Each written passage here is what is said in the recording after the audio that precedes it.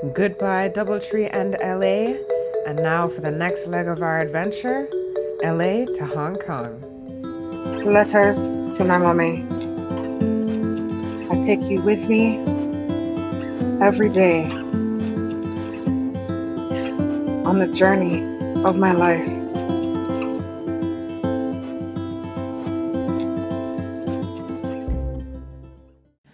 Finally at LAX airports. The LA airport is so massive, it's almost overwhelming. So I had to stop and kind of take everything in. Oh, hey, Riri. And since I have more than enough time before I have to board, it's time for me to grab something to eat and get in the Asian vibe at the delicious PF Chang's. Hey, horsey. I ended up coming there before they were officially open, but it gave me a chance to sit and collect my thoughts and collect myself. And now delicious lo mein. It is literally the only thing I have when I come here, and it is delicioso.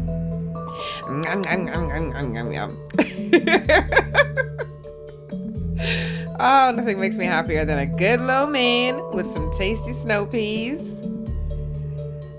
Nothing makes me happier. So as I sit here and eat my food, I was thinking about, I've said before how wild it is to say out of my mouth that I'm going to China, right? And I told a friend of mine, one of my best friends, she said, yo, when I'm going to a new place, I'm like vibrating and so excited for like, what is my hair doing? I'm vibrating and excited for like, as soon as I book the ticket. And I said, anytime I'm doing something big in my life, or anything like that, I never get excited until I get there. Like I'm excited, but it almost feels like it's not real until I am on the plane heading to the destination. It was the same when I went to Bali. It was the same when I went to Colombia, well, Bali particularly, but it was the same. It didn't sink in that, oh my God, I'm going to this destination until I was like on the plane, sitting down in the seat. So I had to, because I look into my own self all the time. I thought to myself, why is that the case though? Why is it that unlike other people who feel excitement as soon as they book the ticket, for me there's this hesitation going through it? And I think it's because I am always expecting good things to fall apart before it happens. So I don't allow myself to be happy, to get excited about it in case it falls through. Even after I bought the non-refundable ticket and I was planning it and I was excited, it really wasn't until like the last week when other people were amped and other people were like, oh my God, Jenny, I can't believe it. Of all places, it's so wild. You're going to have so much fun. It's going to be an amazing experience. And I was like, you know what? You're right. It is going to be an amazing experience. And everything that happens after that is going to be amazing. I'm so excited. And then it started hitting me like, oh my gosh, I really am going. But still, even now I'm in LAX and I'm in the final leg before I get there. It still feels surreal. It still feels weird to say out my mouth that I'm going to China. Like it just feels, and maybe it's because China feels so far away. I mean, it is far away, but it feels almost far emotionally as well. I don't know if that makes sense. Not even emotionally, but like the concept of it feels far. You know what I mean? But yeah, I always have this feeling that that good things that I plan for myself will be taken away, and I don't know the origin of it. And maybe I need to sit with that in meditation and think on it, what the origin is, of that. Why I feel that way, why I can't get super excited for plans like other people do leading up to it. I really don't know, honestly. And like I said, that's something probably to look into for myself. But it's just an interesting thing to notice and realize that, oh, that's why I never really get excited about plans until I am literally at the airport going. Or until like a week before when I know, oh, okay, it's definitely happening. I'm always expecting something to happen that will stop my plans from going through. that will make it be like, well, it's a non-refundable ticket, but I can't go for whatever reason. I mean, it makes no sense, right? But I think a lot of the emotional things that we go through, our emotional hang-ups, areas of improvement, never make sense. They never make sense, right? Like logically, you could say, Janae, you have this ticket, you've already planned it, you have the hotel, you have everything already planned, you're going. But emotionally, my brain is saying, oh, but it could go wrong at any moment. So don't get too excited yet. Like, I don't really want to live my life like that. You know what I mean? I want to live my life to where as soon as I plan something, I'm excited and I feel the excitement of it. I don't know how I'm going to get to that point. Maybe that's what's going to happen on this trip, is me finding out why I am that way, and also how to get to a space to where I can find joy in things without thinking it'll be taken away from me. I guess we'll see. Anyway, mommy, until then, I'm going to finish my Logan and get in the Asian vibe ahead of time. Okay, I love you. I'll see you later. Goodbye, LA. And now on our way to Hong Kong. And because your girl only flies premium economy now from doing international because my body can't handle economy for that long, this is my vegan meal. I have to say they did good. Could it have used a bit of soy sauce? Yes, but it was still tasty regardless. Not bad. Still tasty. And you know what? Healthy as well. And this is meal number 2. Some beans, yellow rice, asparagus, and that strawberry berry joint was the shit. That was delicious. I don't know what they did, but that was delicious. And hello, Hong Kong. Took a while to get to you, but we're finally here. And goodbye, Hong Kong. Short little turnaround there, but I promise I will come back one day to see more of what you have to offer. Finally arrived. Little did I know the drama that would ensue after this moment.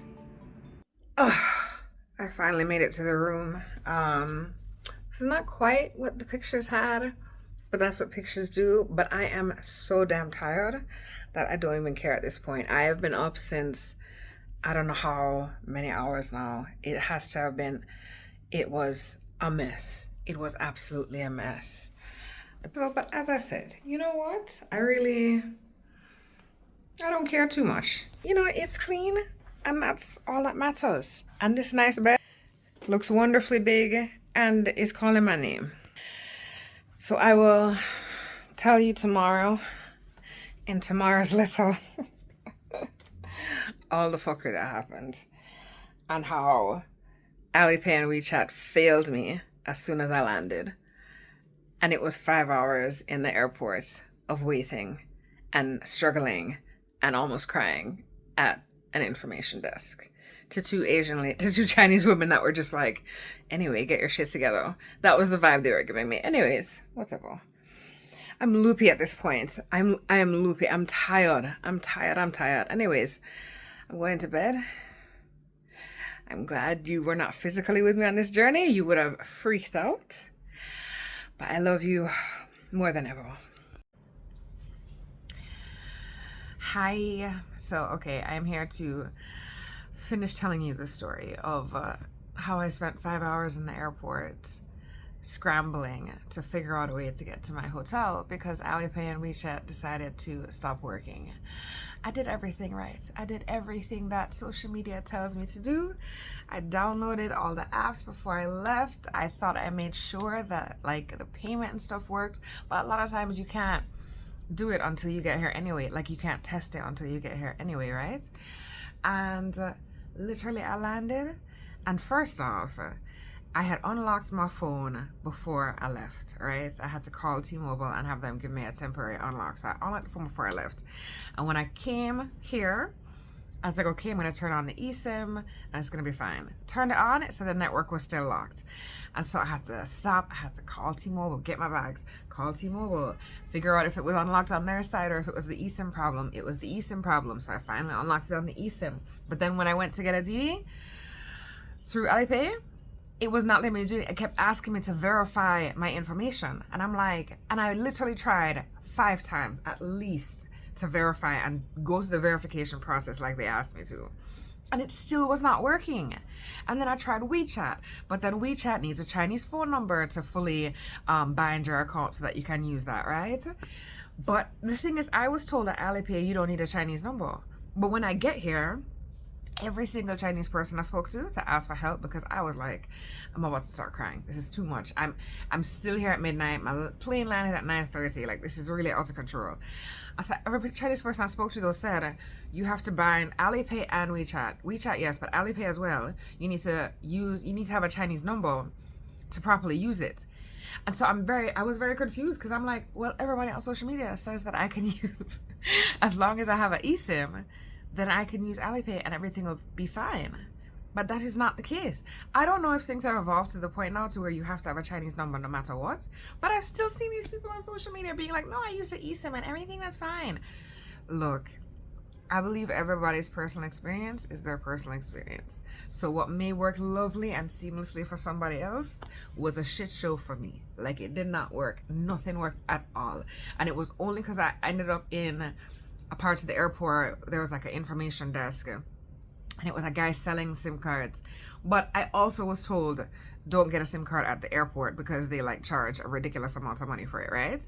I said, okay, I won't do it then. And so I found him, and I was telling him, I said, I'm so tired. I've been up literally longer than a day at this point, and I'm getting loopy. I just need to get to my hotel. I don't care. I'll pay more at this point, right? And so he knew somebody who was a taxi driver and was like, well, it's 200 yen, which is around like $29, which honestly is like, that's a Lyft ride from me to the airport, from my place to the airport in US. So I'll take it. Actually, that's less than a Lyft car ride from my place to the airport. So I said, you know what? I really don't care. Because he was like, it's expensive. It's 200 yen. I don't care. I need to get to my hotel. I am tired. I'm exhausted. Once I get to my hotel, then I can worry about everything else. You know what I mean? Then I can like have somebody at the front desk help me figure it out. But I am exhausted and my body is in pain and I just want to go to the hotel.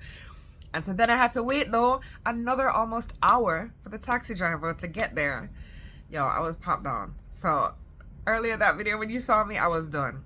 My Alipay and WeChat still don't work. So the hotel, what they're going now, I will preface this by saying as well, I don't know if it's Samsung also, because Samsung seems to be glitchier here than iPhone. So it may be the actual brand of the phone itself has more issues.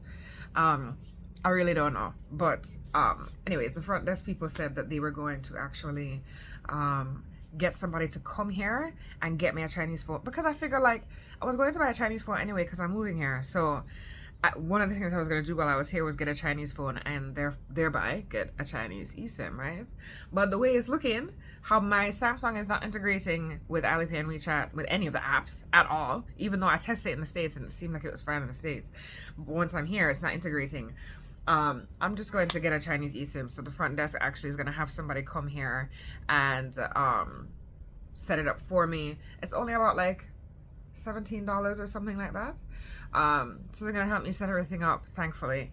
And then I'll be able to like actually pay to get a Lyft or, well, Didi to a mobile store at the mall. And then I can buy the phone, switch the SIM cards back, and be done with it at that point. Because this is like...